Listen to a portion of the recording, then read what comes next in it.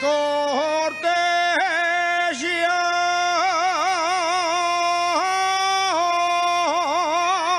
la abadía, la moza no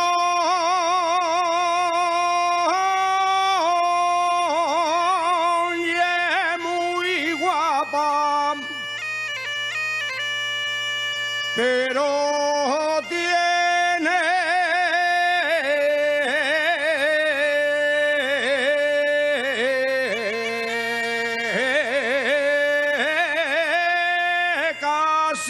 casería.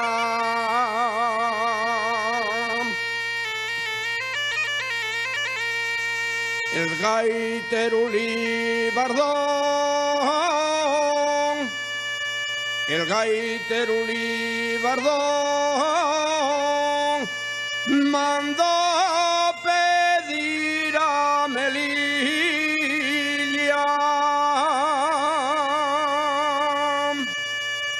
el fuelle para una gaita,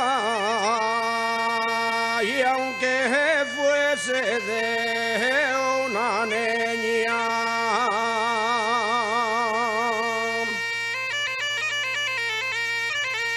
el gato moro contesta,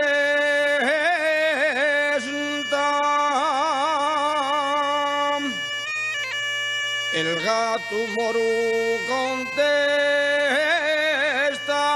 amigo del libardón, de una niña no respondo.